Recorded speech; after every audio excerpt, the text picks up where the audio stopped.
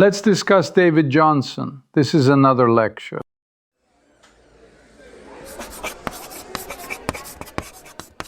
I am Professor Alexei. Let's begin with the foundations. Hello, I am Priyanka. Thank you for inviting me into this conversation. To frame our discussion, David Jonsson is a British actor whose practice traverses stage, television, and film. He is, if you will, a chameleon who adjusts his coloration not by losing identity, but by mastering the rules of each habitat. RADA training gave him technique. The West End gave him public proof under pressure. Television and film gave him scale and reach. We observe this in the calibrated confidence of industry on BBC Two and HBO, and again in Alien Romulus, where he engineers a precise non-human presence as a synthetic named Andy.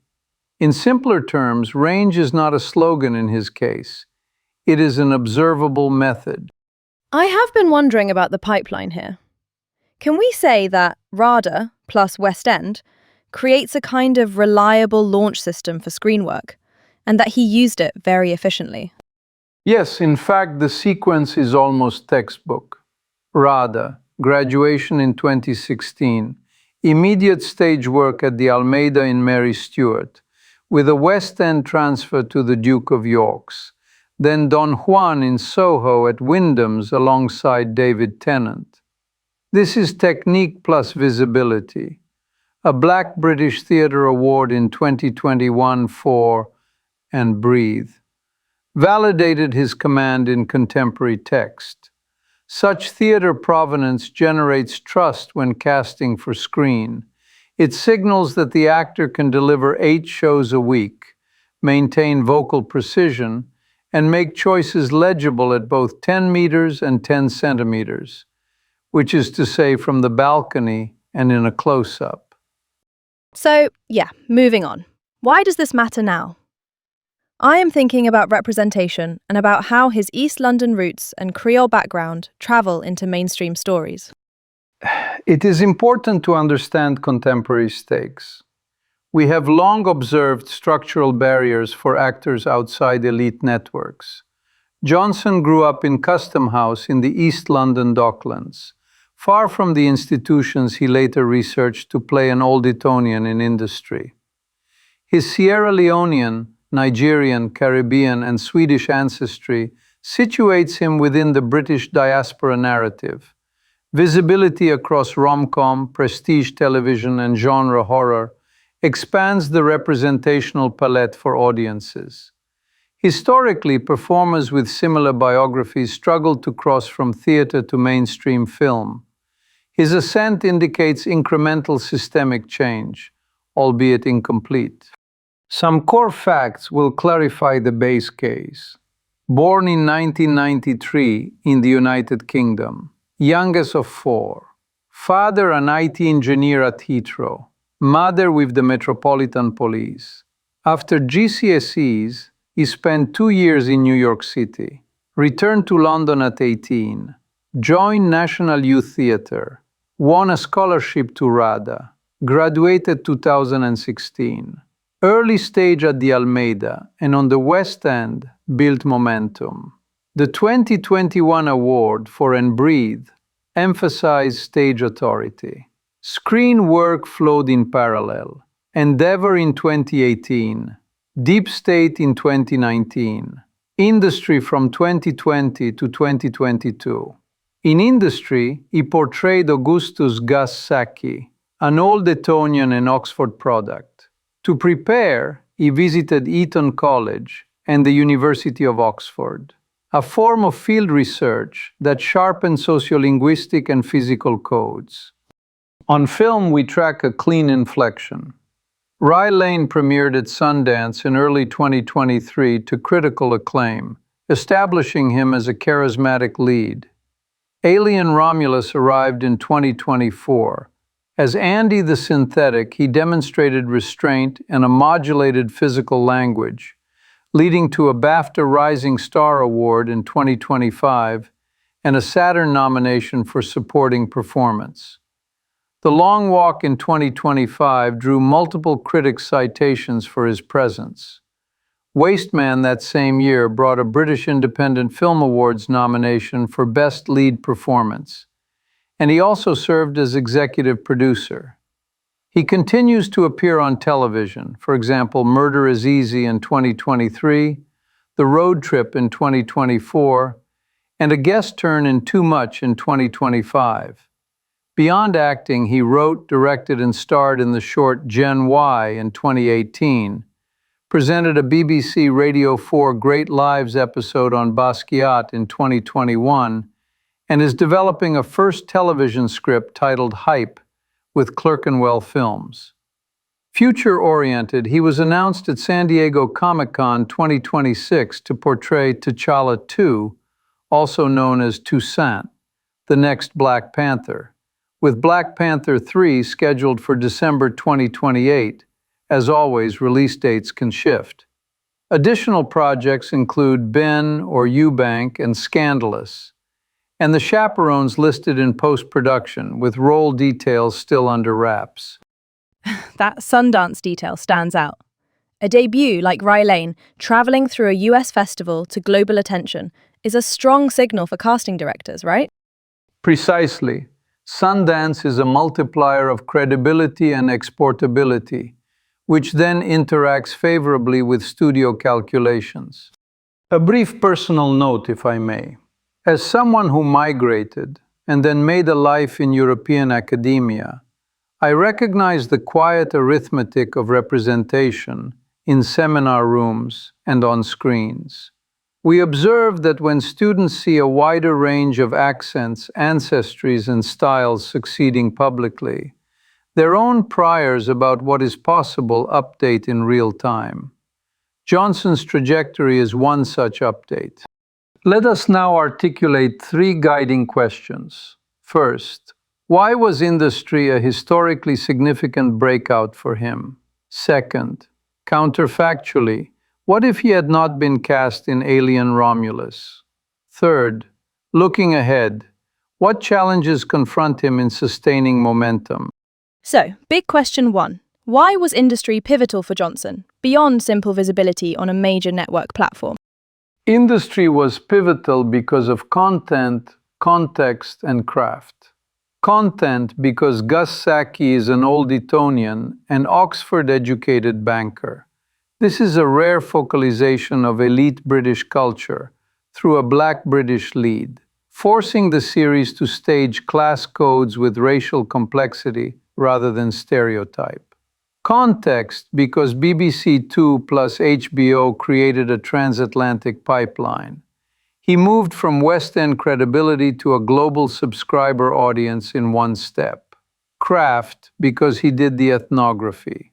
Visits to Eton and Oxford allowed him to map cadence, posture, and the curious mix of entitlement and restraint that the milieu performs daily. It is crucial to understand that such micro-choices are what make a character legible beyond costume. We can infer that his performance communicated both authority and interiority, and casting directors noticed.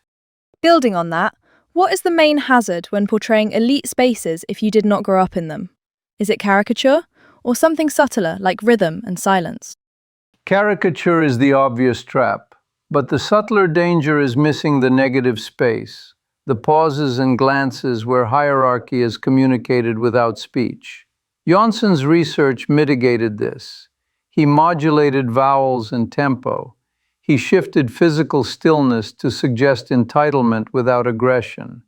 And he accepted the character's moral ambiguity without apology. The result was neither a takedown nor a celebration. It was a clear model of social behavior under pressure, which is what good drama often provides. Okay, big question two. What if Jonsson had not been in Alien Romulus? Where might the trajectory have gone instead? Counterfactually, remove Alien Romulus, and you likely remove the precise showcase that led directly to his BAFTA Rising Star win in 2025. The award is publicly voted, yes, but franchise exposure amplifies public familiarity. Without Alien, Rye Lane still positions him strongly in romantic comedy. He could have advanced through additional UK features, perhaps more television leads, and continued acclaim for roles such as The Long Walk, which in reality drew critics' praise in 2025 and into 2026. Wasteman would still signal multi-hyphenate intent via executive producing and a BIFA nomination.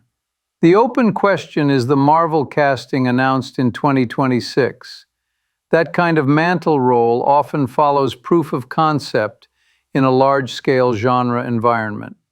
It might still have occurred by another route, but Alien provided a ready-made demonstration of composure under effects-heavy conditions and of franchise readiness. Does the genre stamp itself matter that much? Like science fiction horror versus comedy or period drama? Do studios really weight that so heavily? In practice, yes, genre is a passport. Alien Romulus demanded precision of movement and vocal calibration to play a synthetic character. That is a technical demonstration relevant to superhero cinema, where green screen, action design, and ensemble timing are the norm. It shows you can carry tension with minimal dialogue, sustain a close-up under digital augmentation, and understand the choreography of stakes. To elaborate, he also earned a Saturn nomination in the genre sphere. Such signals accumulate. A brief caveat. Expectations of sequel returns are often discussed by fans, but until studios confirm, we treat them as speculative, not as data. Finally, big question 3. What challenges does Jonsson face going forward as he tries to sustain momentum and keep that range intact? We can group the challenges into 4 vectors. First, portfolio balance. Maintaining credibility in independent and mid-budget work while meeting franchise obligations, including Black Panther 3 scheduled for December 2028, with the usual caveat that schedules can change. Second, identity stewardship. Navigating public expectations around representation without being reduced to spokesperson, while continuing to choose roles that explore class and diaspora with nuance. Third, authorship. Protecting time to write and develop hype with Clerkenwell Films and to produce projects like Wasteman, since creative control is a hedge against volatility. Fourth, uncertainty management. Upcoming titles Ben or Eubank, Scandalous, and The Chaperones are at various stages with limited public detail, so aligning marketing, role choice, and timing becomes a non-trivial optimization problem. How does one maintain versatility in that environment? Is it about alternating scales or about alternating tones? Alternation is the operative heuristic. Alternate scale, moving between tentpole and character-driven work. Alternate tone, moving between comedy, thriller, period, and science fiction. Keep a live connection to theater if feasible. A return to the Almeida or West End is a recalibration device. Maintain curiosity through side projects. His BBC Basquiat program and early audio drama work suggest a habit of medium hopping that keeps the instrument tuned. Finally, regarding representation balance, it is worth noting that continued research into how audiences interpret class and heritage codes in his performances would help future casting avoid reductive reading. In conclusion, sustained momentum is less about acceleration and more about vector control. To summarize, David Jonsson is a RADA-trained British actor whose career maps from Almeida and West End stages to industry on the BBC and HBO, to a festival-praised feature debut in Rye Lane, to a genre inflection in Alien Romulus that catalyzed a BAFTA Rising Star win and eventually a mantle role in the Marvel Universe. Along the way, he has accrued critical notice for The Long Walk, leadership via executive production on Wasteman with a BIFA nomination, and continued development as a writer. The three questions we explored were industry's historical significance, the counterfactual absence of alien Romulus, and the strategic challenges ahead. For further study, consider how cultural identity and class codes operate in casting and audience reception, and how UK training pipelines translate into global franchises. That was helpful to think through, actually. Maybe that is something we can revisit when the next slate of projects becomes public. This then completes our present analysis. Thank you for listening, and until next time, take care.